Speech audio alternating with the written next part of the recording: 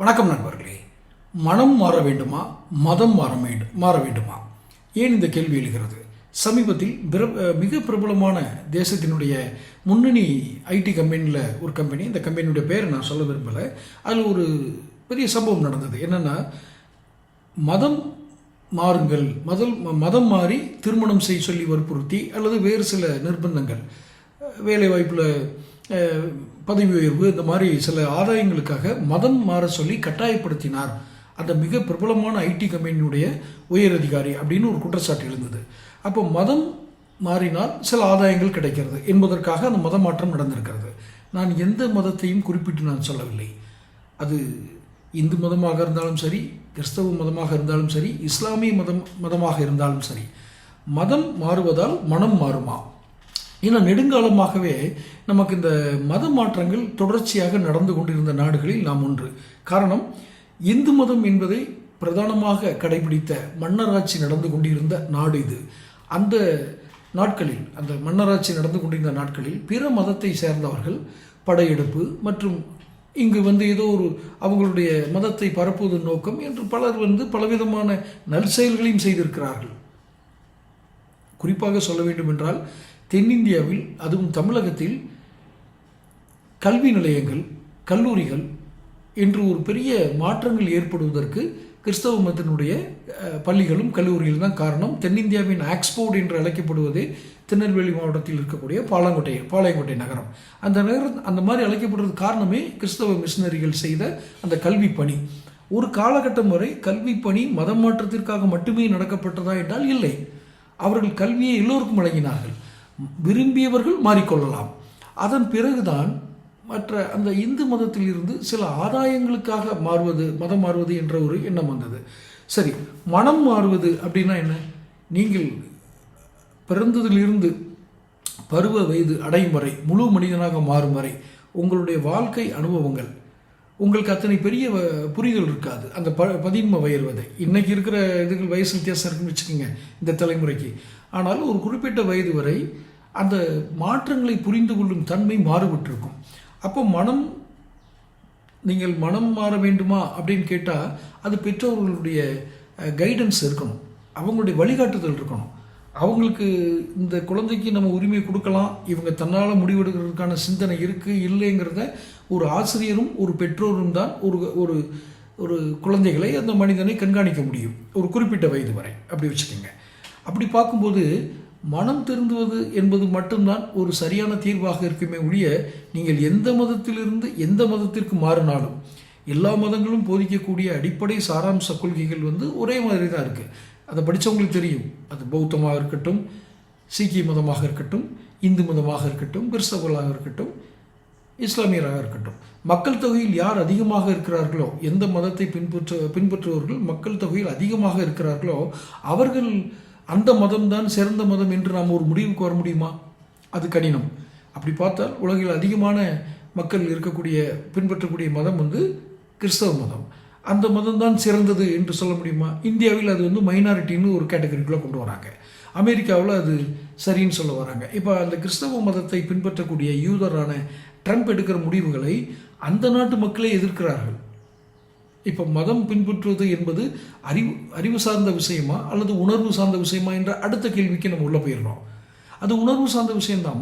மனம்தான் அதில் திரும்ப முடிய நீங்கள் உங்களோட அறிவாற்றலை மதம் கொண்டு வளர்த்து கொள்ள முடியுமா என்பது மிகப்பெரிய கேள்விக்குறி. காரணம், இத்தனை நூற்றாண்டுகள், நான் இப்போது ஒரு வருடத்தை குறிப்பிட்டு சொல்லும்போது கூட கிறிஸ்து பிறந்த பிறகு அப்படின்னு தான் சொல்கிறோம், கிபி அப்படின்னு தான் போடுறோம். அப்போ கிறிஸ்து பிறந்த பிறகு அப்படின்னா,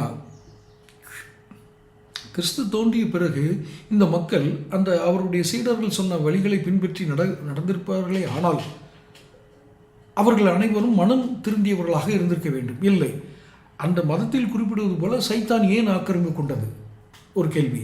அடுத்து, நாம் ஒவ்வொரு மதத்தை குறித்தும் ஆய்வு பார்வைக்காக தான் சொல்கிறேன் மொழியே, எந்த மதத்தையும் தாழ்த்தி பேச வேண்டும், உயர்த்தி பேச வேண்டும், கம்பேரிஷனில் இவங்களை இது பண்ணணுன்ற நோக்கம் அல்ல. ஆனால் இந்த மத மாற்றங்கள் ஒரு தொழில் நிறுவனத்தில் நடக்கும்போது தான் இது இப்போ பேசப்பட வேண்டிய விஷயமா இருக்குது.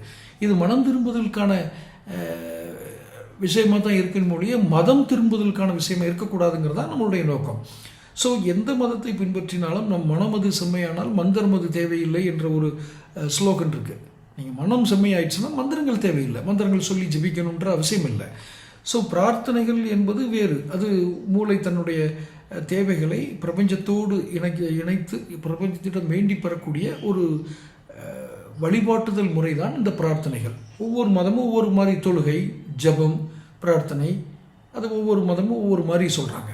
அவங்களுடைய மத வழக்கப்படி ஒரு வார்த்தைகளில் சொல்கிறார்கள். எதுவாயினும் அந்த பிரபஞ்சத்தோடு நம்மளை இணைப்பது, மனிதனை இணைப்பது இந்த பிரார்த்தனைகள் தான். எனும் பொழுது இந்த மதம் அத்தனை முக்கியமானதாக மாறுகிறதா? பிரபஞ்சம் என்று வந்து விட்டோம், நம் மனம் அதோடு இணைகிறது, அந்த பிரபஞ்சத்திடம் இருந்து நாம் சக்தியை பெறுகிறோம் என்பது உண்மையாகி இருக்கும் பொழுது, அது உண்மையாகிவிடும் பொழுது நாம் ஏன் மதம் என்று ஒரு கட்டமைப்புக்குள் செல்ல வேண்டும்? அது வேறு எதற்கோ பயன்பட்டு விடுகிறது. இப்போ என்ன, தொழில்துறையில் இருக்கிற உயர் அதிகாரி மதம் மாற்ற முயற்சி பண்ணுறாரு. இங்கே இருக்க அரசியல் கட்சிகள் இந்த மதத்தின் அடையாளங்களால் மக்களை பிரித்து வாக்கு வங்கிகளாக மாற்றுகிறார்கள். எத்தனை பேருக்கு எத்தனை இது பாருங்கள். ஆனால் நீங்கள் நன்றாக கவனித்து பாருங்கள், ஒரு வியாபாரி இன்றைக்கும் மதத்தையோ ஜாதியையோ எதையும் என வேறுபாட்டையோ பார்க்க மாட்டார். ஏனென்றால் அவருக்கு பணம் முக்கியம். அப்போ இதெல்லாம் ஒன்றிணைக்கக்கூடிய ஒரு விஷயமாக பணம் தான் இருக்கிறது. ஒரு பகுதியில் இருக்கிற ஒரு கடை வச்சுக்கோங்க, பலசர் கடை வச்சுருக்கிறோம்னு வச்சுக்கோங்க, அவர் எந்த மதத்தை சார்ந்தவராக இருந்தாலும், அவர் என்ன சாதியை சார்ந்தவராக அடையாளப்படுத்தப்பட்டிருந்தாலும் அவர் செய்வது வியாபாரம். அவர் யாரையும் தன்னுடைய மதம் குறித்தோ சாதி குறித்தோ பேச மாட்டார். ஏன்னா வியாபாரம் முக்கியம், பணம் வரணும், பணம் வருவது தான் அங்கே முக்கியமாக இருக்குது.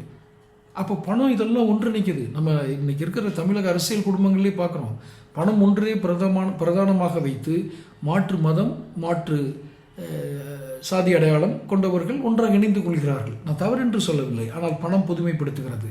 வேறு ஏதாவது இந்த மக்களை ஒன்றிணைக்குதான்னு பார்த்தா இல்லையே. அப்போது மனம் திரும்பினால் சரி, மதம் மாற வேண்டிய அவசியம் இல்லை. எந்த மதத்திலிருந்தும் எந்த மதத்திற்கும், திரும்ப திரும்ப சொல்கிறேன், அப்படிங்கிறது கடந்த கால நம்முடைய வாழ்க்கை அனுபவங்களிலிருந்து நமக்கு தெரிகிறது. அப்போது மனம் திரும்புங்கள் என்ற வார்த்தையை நாம் பிரயோகித்துக் கொள்வோம், மதம் மாறுங்கள் என்ற வார்த்தையை நாம் கைவிட்டு விடலாம். இதனால் ஏற்படக்கூடிய சர்ச்சைகளை தவிர்க்கலாம். இதில் ஒவ்வொரு மதத்திற்குமே மதிப்பு தான் கூடும், எந்த மதத்திலும் அதை இழிவுபடுத்தாது. நீங்கள் மனம் திரும்புங்கள், மனம் மாறிக்கொள்ளுங்கள் அப்படிங்கிறது.